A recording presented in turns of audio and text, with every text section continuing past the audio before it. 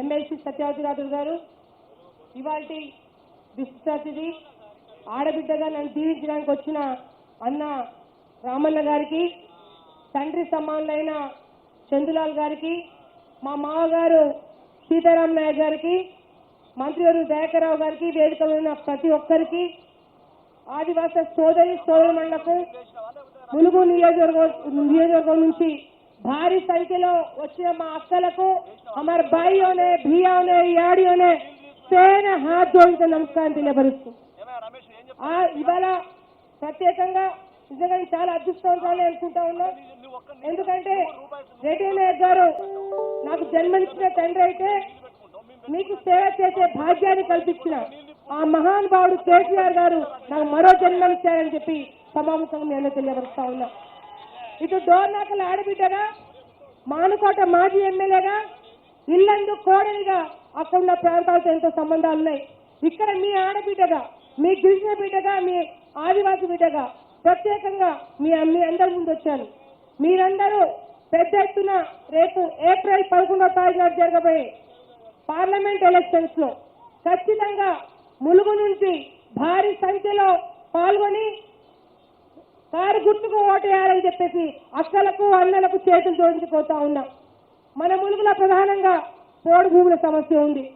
మన కేసీఆర్ గారు ఒకసారి మాట ఇచ్చిందంటే వెనుక తగ్గకుండా చేసే నాయకుడు. మొన్న 2 నెలల క్రితం శాసనసభలో సాక్షాత్ ముఖ్యమంత్రి గారు ఒకటే చెప్పిండ్రు, పార్లమెంట్ ఎలక్షన్స్ అయినాక మీ నియోజకవర్గంలో పాల్గొంటా 2-3 రోజులు ఉన్నా సరే తప్పకుండా పోడు భూముల సమస్యని శాశ్వతంగా తీర్చి వారికి రైతు బంధు వచ్చే విధంగా చేస్తారని కేసీఆర్ గారు మాట ఇచ్చింది.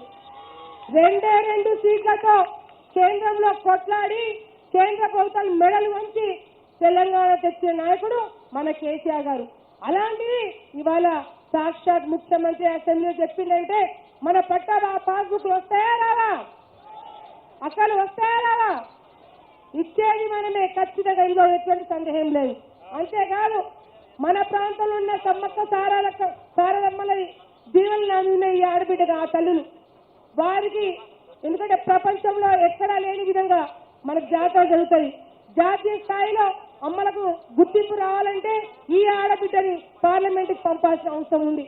అంతేకాదు మన దేవాదులకు సంబంధించిన పైపులు మన ముందు నుంచే పోతా ఉన్నాయి, కానీ దేవాలయ నీళ్లు మన ముందు రావట్లే. కానీ ఆ నీళ్లు తెచ్చే ప్రయత్నం పెద్దల సహకారంతో చేస్తారని సభాముఖంగా తెలియపరుస్తా ఉన్నా.